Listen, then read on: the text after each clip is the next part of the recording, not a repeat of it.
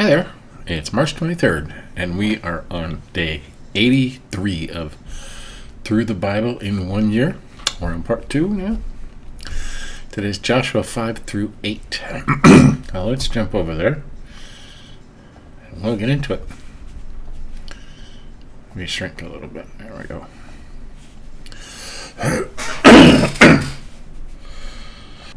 Okay.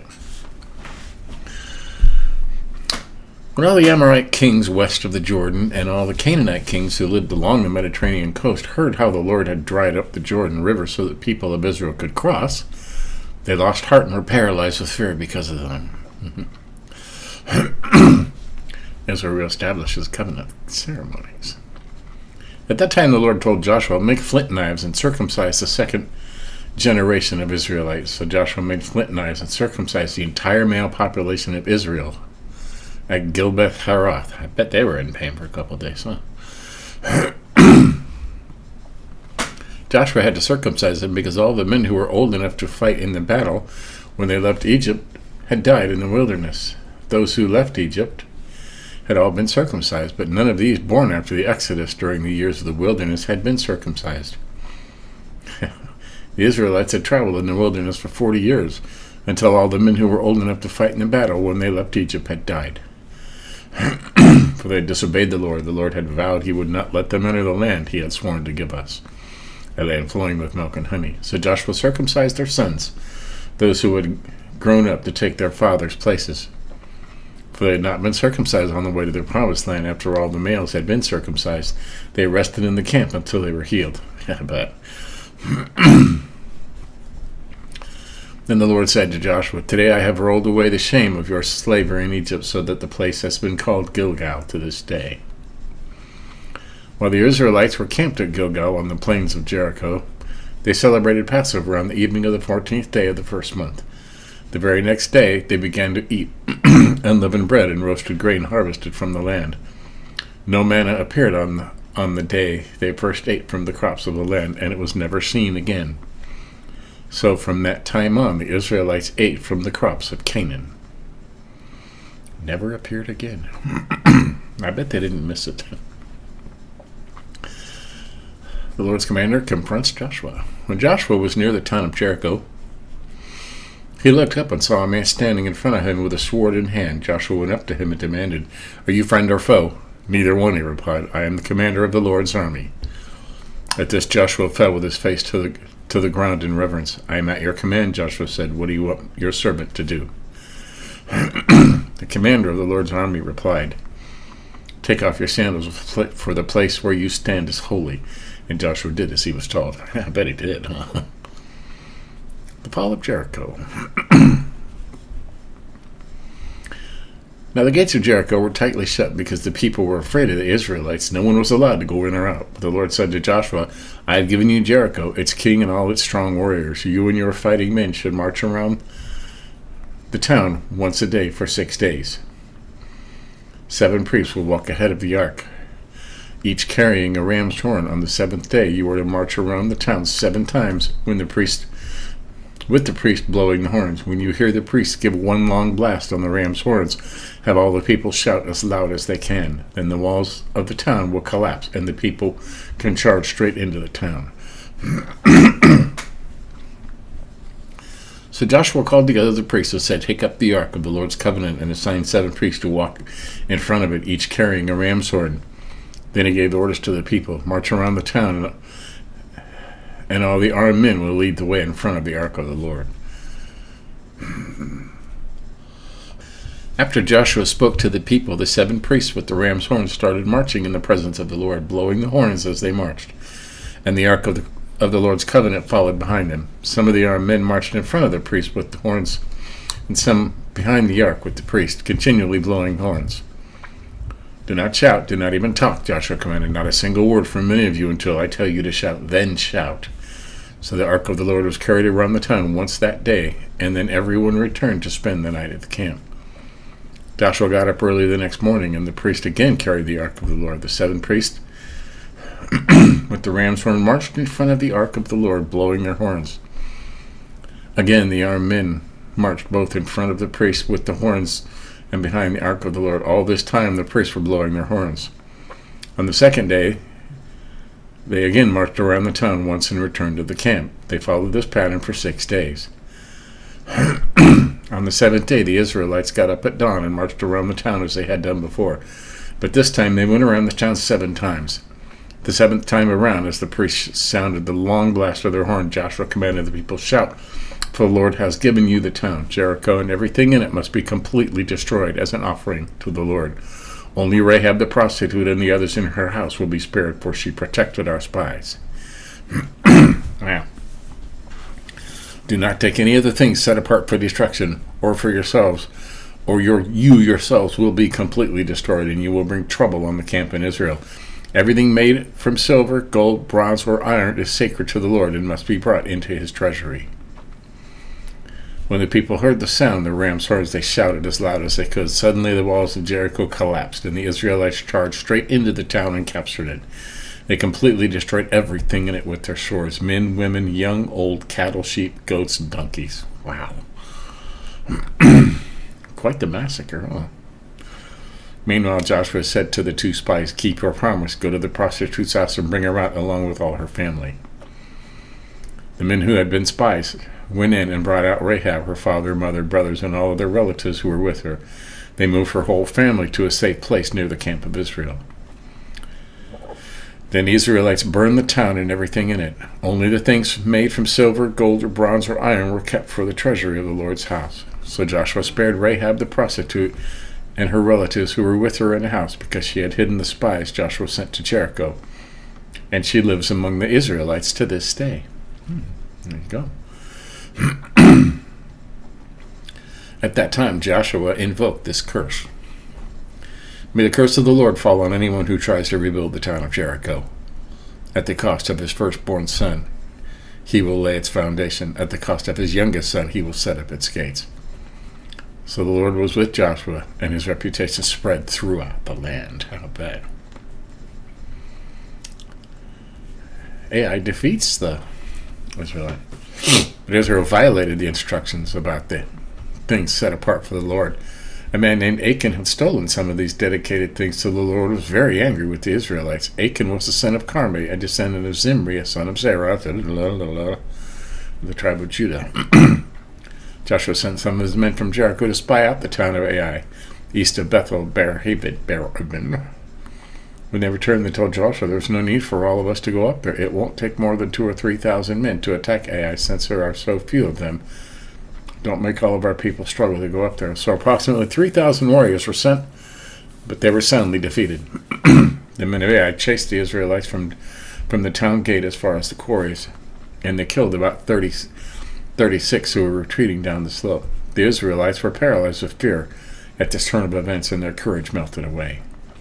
Joshua and the elders of Israel tore their clothing in dismay, threw dust on their heads, and bowed their face to the ground before the ark of the Lord. In the evening, Joshua cried out, "O sovereign Lord, why did you bring us across the Jordan River if you are going to let the Amorites kill us? If only we had been content to stay on the other side. Lord, what can I say now that Israel has fled from its enemies? For when the Canaanites and all the other people living in the land hear about it, they will surround us and wipe our name off the face of the earth. And then what will happen to honor your great name?" But the Lord said to Joshua, "Get up. Why are you lying on your face like this? Israel has sinned and broken my covenant. They have stolen some of the things that I commanded must be set apart for me. And they have not only stolen them, but have lied about it and hidden the things among their own belongings. This is why the Israelites are running from their enemies in defeat. For now Israel itself has been set apart for destruction. I will not remain with you any longer unless you destroy the things among you that were set apart for destruction."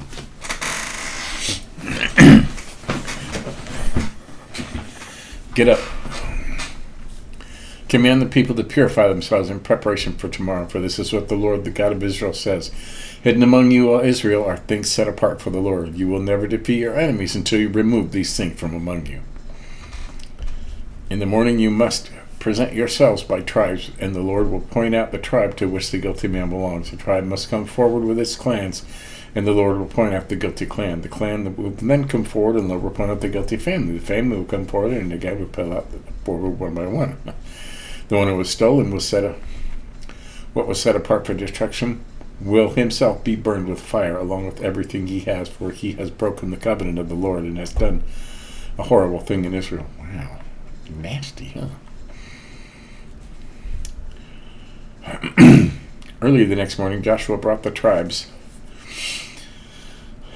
of Israel before the Lord, and the tribe of Judah was singled out. Then the clans of Judah came forward, and the clan of Zerah was singled out. And then the family of Zerah came forward, and the family of Zimri was singled out. And every member of Zimri's family was brought forward, person by person, and Achan was singled out. Then Joshua said to Achan, my son, give glory to the Lord, the God of Israel, by telling the truth. Make your confession and tell me what you have done. Don't hide it from me. Achan replied, it is true. I have sinned against the Lord and the God of Israel.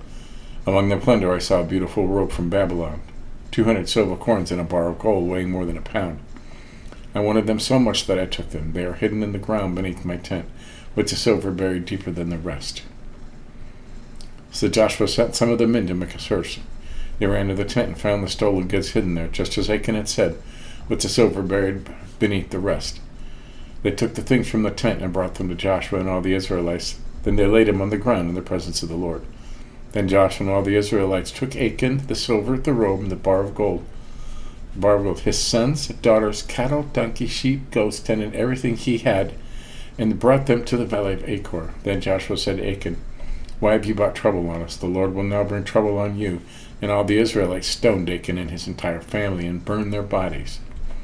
They piled a great heap of stones over Achan, which remains to this day. This is why the place has been called the Valley of Trouble ever since. So the Lord was no longer angry. Wow. Man, all their cattle and sheep and kids and everything. Man, makes you wonder, huh? The Israelites defeat Ai. Then the Lord said to Joshua, do not be afraid or discouraged. Take all your fighting men and attack Ai, for I have given you the king of Ai, his people, his town, and his land. You will destroy them as you destroyed Jericho and its king. But this time you may keep the plunder and the livestock for yourselves. Set ambush behind the town. So Joshua and all the fighting men set out to attack Ai. Joshua chose 30,000 of the best warriors and sent them out at night with these orders. Hide in ambush close behind the town and be ready for action. When our main army attacks, the men of Ai will come out to fight as they did before it, and we will run away from them. We will let them chase us until we have drawn them away from the town, for they will say, the Israelites are running away from us, as they did before. Then, while we are running from them, you will jump from your ambush and take possession of the town. The Lord your God will give it to you. Set the town on fire as the Lord has commanded. You have your orders. So they left and went to the place of ambush between Bethel and the west side of Ai. But Joshua remained among the people in the camp that night. Early the next morning, Joshua roused his men and started toward Ai, accompanied by the elders of Israel. All the fighting men who were with Joshua marched in front of the town and camped on the north side of Ai, with the valley between them and the town. That night Joshua sent about 5,000 men to lie in ambush between Bethel and Ai on the west side of the town. So they stationed the main army north of the town and the ambush west of the town. Joshua himself spent the night in the valley. When the king of Ai saw the Israelites across the valley, he and all his army hurried out early in the morning and attacked the Israelites at a place overlooking the Jordan Valley, but he didn't realize there was an ambush behind the town. Joshua and the Israelite army fled toward the wilderness as though they were badly beaten. Then all the men in the town were called out to chase after them. In this way they were lured away from the town. There was not a man left in Ai or Bethel who did not chase after the Israelites, and the town was left wide open. Then the Lord said to Joshua, point the spear in your hand toward Ai, for I will hand the town over to you. Joshua did as he was commanded. As soon as Joshua gave the signal, all the men in ambush jumped from their position and poured into the town. They quickly captured it and set it on fire.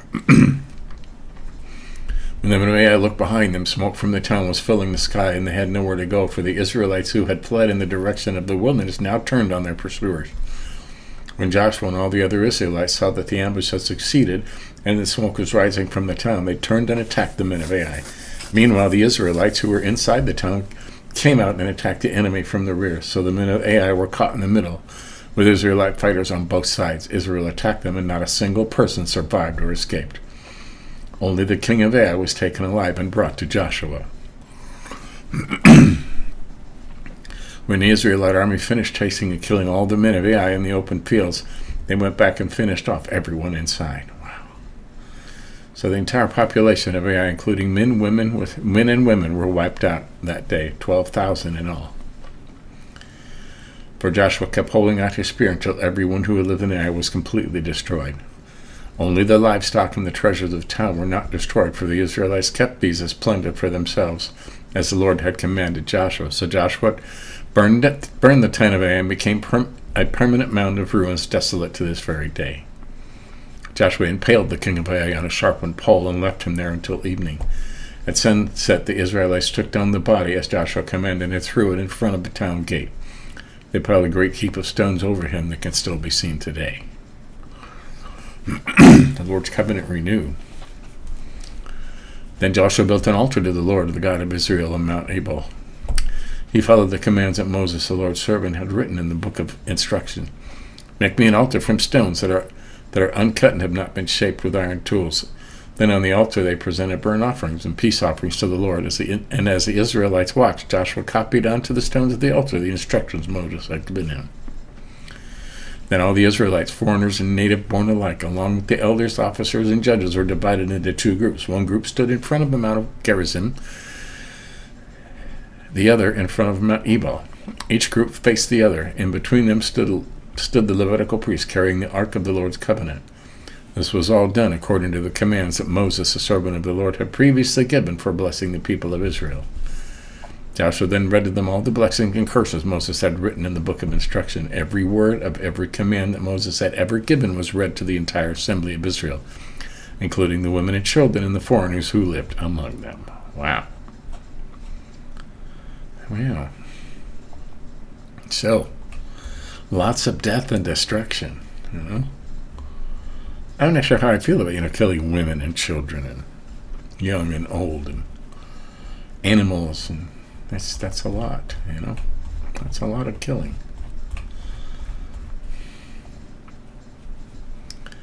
What's up tomorrow?